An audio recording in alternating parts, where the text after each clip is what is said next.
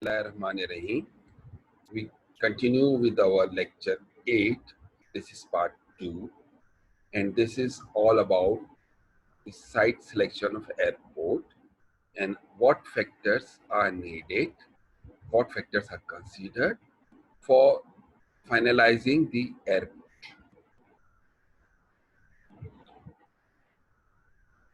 Now, this airport site selection is very complicated affair because we need hectares and hectares of land. So if we have increasing urban sprawl, we can have a problem. We have a scarcity of accessible larger tracts of land, and that will increasing land costs. This is another problem. Then we need longer runways, more aircraft service spaces, increased parking space, then increased concerns about noise and other detrimental environmental impacts. So here are the some of the main factors. Convenience to users, availability of the land, design and layout of airport, airspace obstructions, engineering factors, social and environmental factors, availability of utilities, atmospheric conditions, hazards to the bird, coordination with other airports, and those with, or in other words, uh, where are the other nearby airports, because they can disturb the movement of the aircraft in your airport facility. Airport use very sensitive to ratio of ground travel time to total journey time. What I mean, for instance, if you have a flight journey of 2 hours, and if you have to travel 3 hours to reach the airport, 3 hours nowadays for international times, international flights, and then 2 hours, and then the vice versa. So the total time added to your journey will be maybe like 10 to 12 hours. So, and if you are spending so much of money and your time is not saved, this airport won't attract the users. Maybe for larger length flight, yes, but for domestic user, it will be useless. So it should be convenience to all type of users, whether they are the guest users from other countries or the local users. But how how much it should be there? The availability of land. Where is the land required? So from 40 hectares to 4,000 hectares. This is the range. Some people don't have this area. Like they have an airport built in the sea, like Japan, Hong Kong, Seoul, and they have considered constructing an airport in the sea in Sydney, because when the land space is not available, the lands costs are much. People do consider, and people are now constructing airport in the sea. Then another point is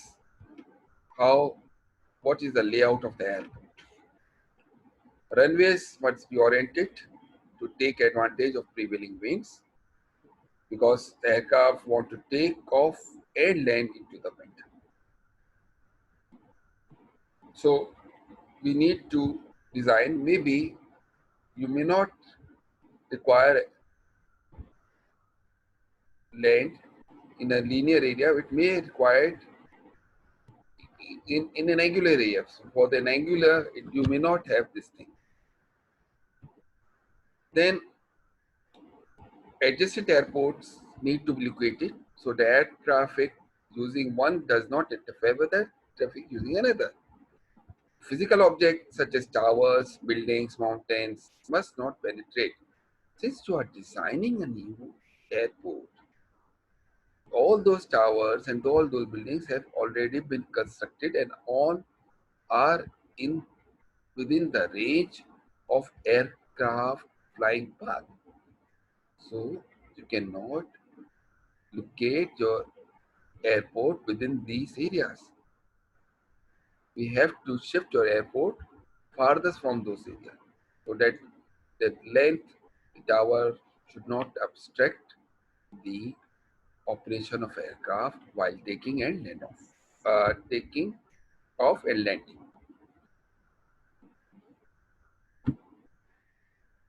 Then engineering topography free of mountains, sufficient slope for drainage, not requiring extensive rock excavations, and adequate supply of aggregates. These are all the factors that need to be considered. But sometimes we are helpless. We cannot have an airport, because all the aircraft on the plain land, because there is always a places where there are hilly areas, mountainous areas. What should you do? Like in Koita or like in Gilgit. So we have to have an airport in this, and we have to have a very careful execution of our airport design. Then social impacts. This aircraft, while operating, produce lot of noise, jet noise, exhaust noise. So this is where people will not sleep. If there are hospitals, they will get disturbed. The schooling, they will get disturbed. So it has a noise impacts, not only those who are using, but the non-user as well.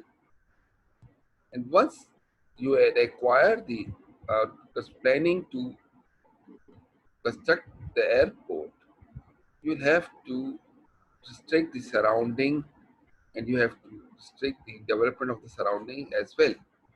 So if you have constructed, say, airport, and within few years there are the tower, their building has been constructed, this should not be allowed. That's why you have shifted to this part of the world, this part of the land, to avoid all those things. Certainly, if you have not control over the land, then you will have a problem. And then there is atmospheric pressure. A location not impacted by fog, smoke, snow glare, this should not be there. Then there are hazards due to a bird. Many of time in recent years as well, we have seen that the birds often strikes with an aircraft, damaging its part or may stuck in its engine. So preferably be the places where you have no birds habitats, natural reserves or feeding grounds. Like in Karachi, we used to have uh, air, Sabzazar lawns that used to have a party, wedding party, and all after eating, they just left, and all the birds after that are seen flying and obstructing the operations of airport at Karachi. So then they have to close like this. So things like that should not be encouraged near the facility, even though they are far from the facility, but it still they comes into the path of the bird, in the part of the aircraft, and that should be controlled. Now let's take let's discuss the runway orientation in detail. The aircraft want to take off and land into the wind. The runways are oriented in the direction of the prevailing winds. Aircraft cannot maneuver safely on a runway when it contains large components at right angles because it will blown away the right angle. Nowadays, many of the videos are available on YouTube, which aircraft is seen blown away from the wind. It may be because it's not, there are exceptional wind, it's exceptional days when the crosswinds are very high. This is exceptional, but sometimes but as an engineer, we design aircraft such that 95% of the time the aircraft can land without having accessible crosswinds. So 95% coverage is required, and if 95% of wind coverage is not attained, we'll have uh, more runway, or we have cross runways that will be also required. In this class, we'll discuss in detail how this runway orientation is being uh, achieved. Then capacity, weather and aircraft control conditions, number and configuration of runway, fleet mix, arrival departure ratio, touch and go, and number and location of runway exits. So weather and aircraft, runway operates on two conditions: visual flight rule VFR and instrument flight rule. VFR is just like in flight, and pilot can see from above. The weather is so clear that he can land without any aids of instruments, and this is called VFR. For small aircraft, it is for small airport. It's very common, but for larger airports, even we have VFR, but we use IFR. And IFR, instrument flight rule, is also helps in the night condition. You cannot have a very good condition during night, while you cannot land using a VFR during the night.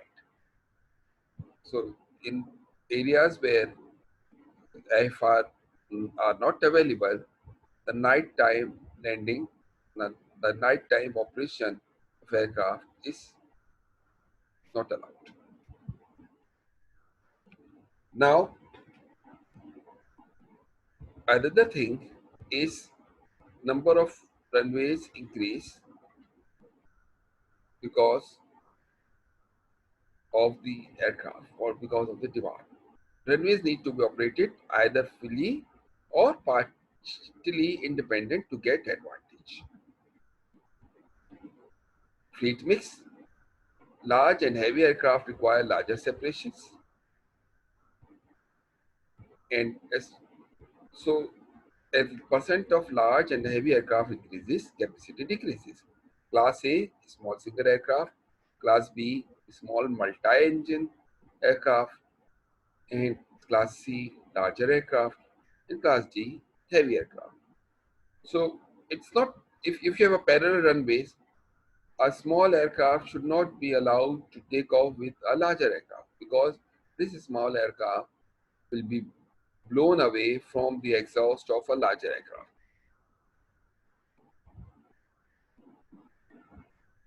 So then there is arrival departure ratio. Arriving tends to follow single approach for greater distance, and approach speeds are slower than the takeoff speeds. So how much aircraft is arriving to how aircraft is departing? I feel the departing aircraft will take lesser time as compared to the arriving aircraft. But arriving aircraft has to be a priority because of special condition. It may run out of the fuel, it may be in the emergency. So once you have arrived aircraft entered into your vicinity, maybe late, then it is allowed to land first, and then the aircraft that is departing is allowed to take off to stop being having to avoid any untoward accident. There is a touch and go operation. Sometimes the aircraft comes, get fuels and go. They don't have a destiny, but they feel that there is the journey is long. We have discussed this range payload diagram. Actually, that was also influenced by the fuel.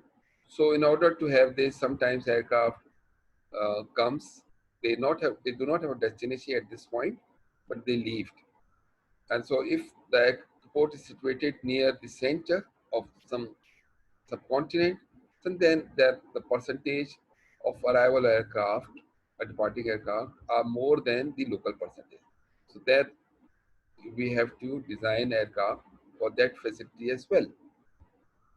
Actually, it's also a blessing that it will you will have uh, you will have better revenues and without accommodating any passenger and all this. So you have lesser cost in operation of touch and go while as compared to the regular operations. But anyhow, we have to have more capacity and we have to have more area covered for this type of operations if they are at a very uh, regular manner. Then increasing runway tends to decrease runway compensation time. So as far as aircraft is landed, it is allowed a nearest exit so that the railway can be used by other aircraft.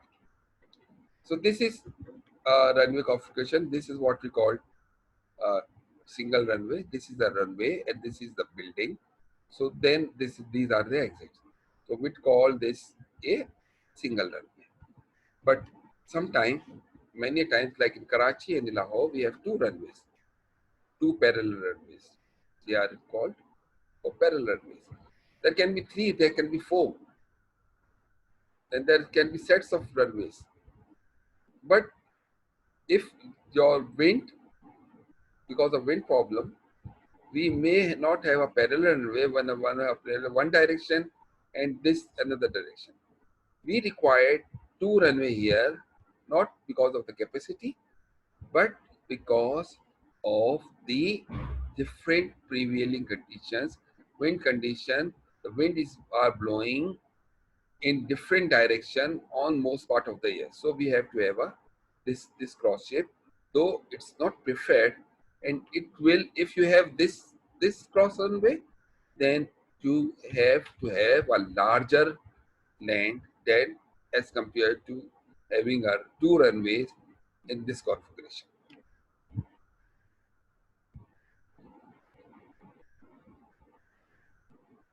So runway configuration is the principal factors affecting runway capacity.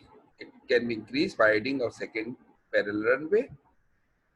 The other advantage that layout say on our outside runway must taxi across the runway closest terminal, and it can be overcome by placing terminal in between the parallel runways. So this was layout D, where in one direction can stagger place runways in tandem, reduce taxiway distance by using one for takeoff and other for landing, requires a great deal of land. Then there is apron. Apron is the place where aircraft is being parked so that it can get loaded by the passengers and from the cargoes and as well as the baggage. So it's an adjacent area to the terminal building for parking or holding aircrafts. These factors, three factors determine size of stand positions. It is influenced by aircraft size and whether it is a taxi out or push out stand, number of stand positions, aircraft parking configuration, nose in, nose out. We will all see, inshallah, discuss in the later stages of this airport engineering. Just now, here we are talking about the context of how they are important, how they are related in deciding the selection of an airport. So, number of stand positions depends on the peak volume of aircraft, how long each aircraft occupies stand positions, uh, aircraft type, number of planing and deplaning passengers, amount of their package, magnitude and nature of otherwise required, cleaning, catering, and airport vary in the productivity as per stand. Larger aircraft, larger time. So larger building need to be provided to accommodate more aircraft. Then their airport terminal area. Integrated design of smooth interrupted flow of passengers, baggage and freight. And it is a process many key holders, airport owner, airlines, concessionaries, governments, all these things, more the more the passengers, more the terminal building area, all the facilities to be provided. So it's a very, very, planning an airport is not an easy job. It's not just planning your house. Maybe you're planning a factory building. It has limited area. But you know, airport passenger terminal building and aircraft, airport area. Because once you decided you do not build airport for 10 years, they are built for 50 or maybe 100 years. So they should not be exhausted. You cannot build airport in 3 years time. It takes time, and when it get operated, and if you feel after operation it is not well planned, then you will have a problem. Then there are land side issues. Predominantly, preference of passengers, visitors, travel by car has produced growing demand for parking spaces. Must cater for passengers, visitors, employees, business scholars, rental cars, generally short-term parking close to terminal building and long-term parking at remote locations. So again, we need a land for that. So we have to acquire land for three purposes. One for the land side operation, parking, taxi, places, access to the road, maybe a railway station somewhere. And then there is a building, terminal building, where all those processes, customs, baggage, all those eatings and all those things. And then on the air side, the runways, taxiways, aprons, service hangars, firefighting services, garages, and all those things. So you have to have, that's why we say during the start of airport engineering, we discuss about the activities at the land, activities of an airport. So that's there, they are all needed. They should be well integrated. So that's why there is a direct corrections. Now we have also online online baggage systems where the customer direct or the user does direct travel, drop their baggage and travel directly. Their baggage is taken care of. Again, we will do this how we orient the runway. This is the only thing as a design we will do in this course. The other about the terminal building design, all these are in advanced courses, so will not be very much reflected in this course. But we must know how to orient our runway. This is how we do. As we are keep on repeating, runways are always oriented in the direction of prevailing wind. Aircraft not maneuver safely at the wind contains a larger components at right angle to the direction of the travel, and the right angle component of the wind is the crosswind. So what happens is that this is a crosswind. So this this is a runway. So if the wind is coming from this direction, no way the aircraft could land. The maximum we can allow for this orientation is the wind crosswind maximum from for this angle. If it is larger than this, so there may be a problem either by during the orientation of the runway, or by incorrect estimation of the wind direction, or maybe something else. And if it is an exceptional, then obviously aircraft is not allowed to land. So this is the cross component.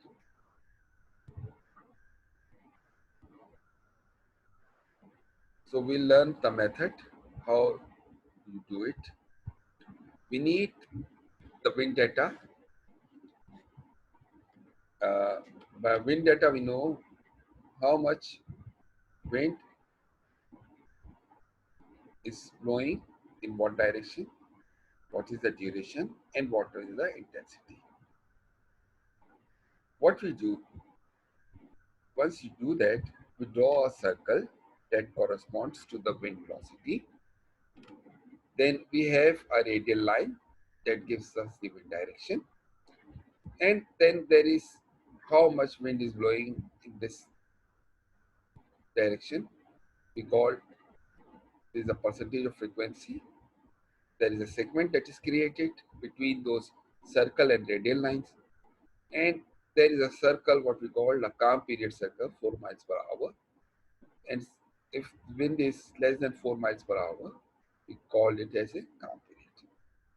So let's have a sample problem data. For example, we have this data of wind blowing from these directions, having these angles, and having this range of speed, 4 to 15 miles per hour, 15 to 20, 20 to 25, 25 to 35.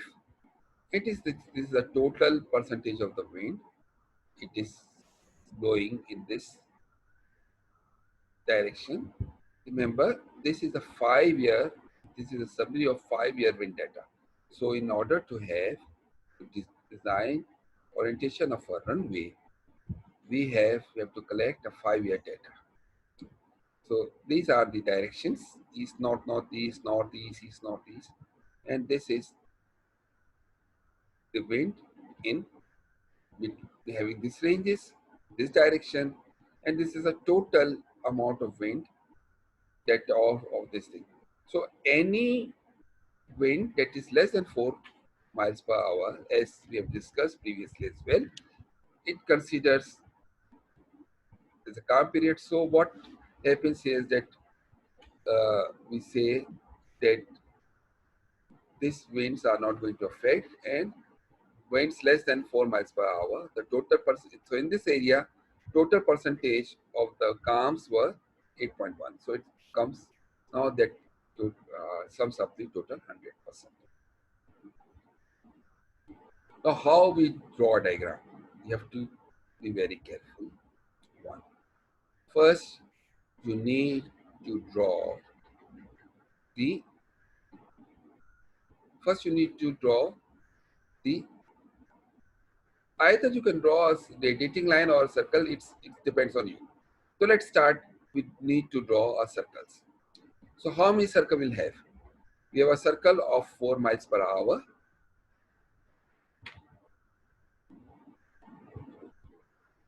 We have a circle of 15 miles per hour, 20, 25, and 35. This was the data that was given to us. Maximum was 35, minimum was 4. Now, how this circle is drawn? We have to select a scale. Say 1 centimeter. 1 centimeter is 5 miles per hour. So to take the center of this point, and if you have taken the scale 1 centimeter is equal to 5 miles per hour, then obviously 0.8 centimeter will be 4 miles per hour. From this point, from this radius, you will draw a circle. And from this point, you take 1.5 centimeter, then this will be 15 miles per hour. 2 centimeters, 20 miles per hour. Assuming that, let's say your scale have a 10 centimeter representing 10 miles per hour. So then it becomes equal. Maybe 4 centimeter, 4 millimeter, like this. You can select any scale. So you select one scale. Again, I repeat, maybe I got you confused. First, select a scale. Distance 5 miles per hour is 1 centimeter. So this is your scale. From the center point, so if 5 miles per hour is 1 centimeter, how much 4 miles per hour? You will draw a circle. And then for 15 miles per hour, you will have what? 5 miles per hour is 1 centimeter, 15 miles per hour is 3 centimeter. From 3 centimeter, you draw a circle. And for 4 centimeter, you draw this circle. So for each radius, you have drawn these circles. Once the circles are drawn, what you need to do is to draw these radiating lines. How you draw? First, you will take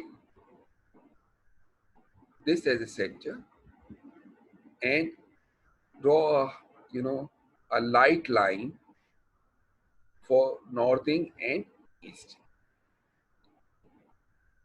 And after that, you will go, these all radiating lines are at 22.5 degree from each other.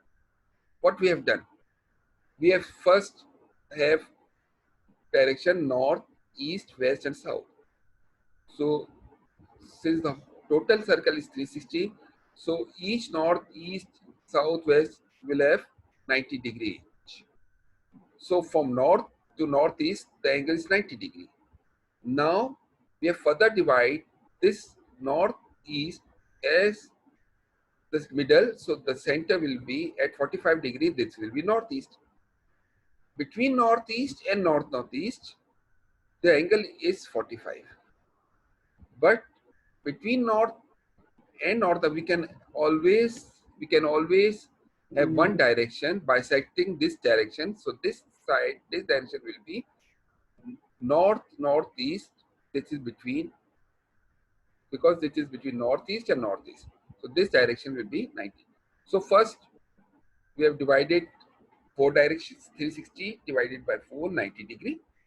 Then for 4 direction, we divide them into further 2 direction.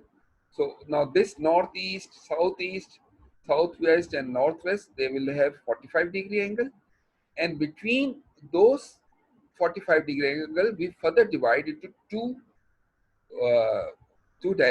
one direction, northeast and east, and then 45 becomes 22.5 degree. So the angular distance between each of the radiating line is 22.5 degree. And if you add them, that will be 360 degree. But to start with it, to start, we must have what the first line will be, not 22.5, it will be half of 11.25. So the first angle is 11.25. Then we'll have this angle as 22.5, 22.5, 22.5, all of them, all 22.5. And automatically, when we come to this line, the distance between them will become 22.5 degrees. Remember once again, we have to have a radiating line drawn for each direction and each of 22.5 degrees.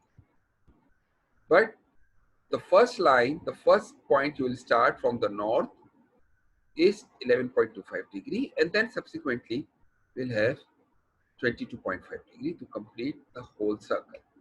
Then we label it.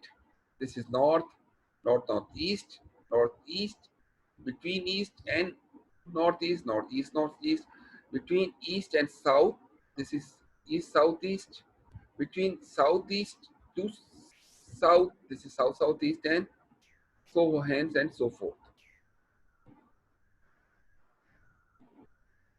Okay, what we now to do? We know the intensity of the wind blown from each direction from the table. So 2.4% corresponds to the wind of 2.4 miles per percentage of the time wind is blowing between 4 to 15 miles per hour, 2.4%, and we'll write in this segment. This is a segment between 4 and 15 miles per hour. For instance, if I ask you what is 5.8, 5.8 is the wind blowing in the direction of southeast, having intensity between 4 to 15 miles per hour, and 5.8 percentage of the time. This you can refer from the table. For example, what is 0.3? 0.3 is the percentage of the wind blowing, percent of the time wind blowing between 35 to 40 miles per hour in the direction of south-southwest. So this is how we fill all of these places. Also, once you have done this, actually it was 25 and 35. I just mixed with miles per hour, so it's 25 and 35. What next? After filling this, you will have a template. So this template is actually of 30 miles per hour. I just go back to that template. This is a plastic template representing a 30 miles per hour coverage. Because we say that within this 30 miles per hour, all the maximum 15 miles per hour wind is the aircraft can safely land. And if the cross mountain component is more than 15 miles per hour, then we have to recheck the orientation of the runway. Shouldn't be more than 15 miles. So that's why what we take a plastic sheet of according to the scale, the same that is, or you can see you have what, 15 miles per hour. So for the diameter of 15 miles per hour, this scale, you have a straight scale that can be revolved in, that should be tangent to this 30 miles per hour. You see, this is a template. This is a plastic template. Now, what you do next? Have you ever template? You start counting. So if you have placed the component, say in this direction, north northeast to south southwest, the template cover all of these values. You will have to add them and see whether they are 95% or not. In adding, you may see that here you can add 1 and 1, but here you cannot add 1.7 because this area, some of the area is outside this template.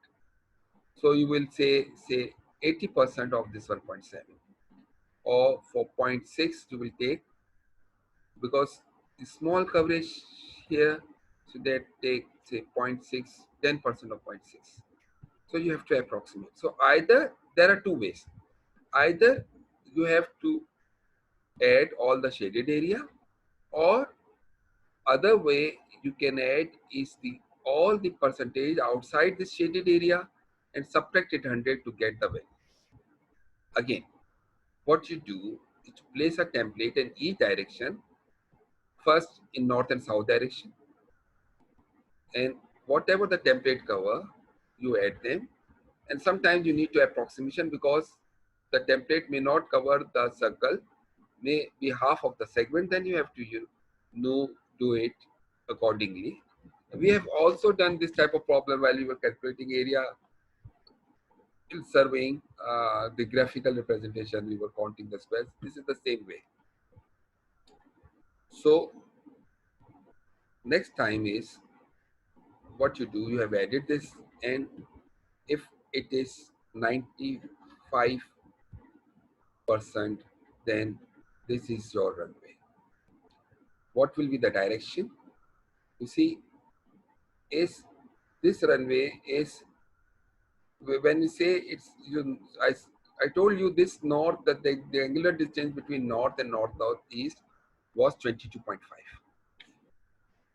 So we say approximately this is 23, or this is, the other way is 180. So this may be, so what we do, so it's say 225 degree on one direction, and the other direction obviously will be 180 minus. So other will be what, 45, 225 degree, and the other will be what, 225 minus 180 is 45 degree. So there is always a 180 degree. So if this orientation is 21, it's 210, the other will be 3. So actually what, when we write a runway length, runway direction, we divide it by this 10. So instead of 210, we write it like 21 and 3. So what happens is that if this is your 95% coverage, then this is your final runway. But sometimes wind is not covered. So what we do is we have another template. We fix this template, says this may have covered 85%, and the rest is covered by having this direction. So if you add this shaded portion and this shaded portion, then it becomes the total area covered. Now for this, I recommend you don't go this like adding all those shaded area. Just, it's easier here to have those areas intensity added outside this. So you will add only 1, 1.2, and then say 1.1, then it becomes 3.3, 2.3, 2.4, and that's it. You see, simple as that. So 2.4 minus 100 means say 98%, actually 97.6%. So this is the total wind coverage by having two runways at this, in this direction. 27.9 means 270, 90, and 210 and 30. In other words, we have a runway north-northeast and south-southwest, and we have another runway at west and east. So aircraft can use both of the direction. On some day, it will use this 21.3. When the winds are not excessive, then 15 miles per hour. But if the winds are excessive, the crosswind components of 15 miles per hour are excessive, then we will land in between 9 to 27. And what direction? The aircraft will run from this direction or this land. It depends upon the prevailing winds. If the wind is stronger in this direction, then the aircraft will land in this direction, so that it can take, it will have a resistance to air while it gets stops. God forbid, if you have direction, the wind is blowing this direction, and you are trying to land, it will blow away your aircraft. So this is always against the opposing prevailing. So this is the coverage, wind coverage. We have another runway. So in the first case, it was 98.8%. So for that, then 95%. Then we have another runway that curve is 6 points. So we have total 97%. Or I have told you a easiest way: place those templates and count the outside and subtract by 100. It is a lot easier than counting all these intensities, the paper, and adding it.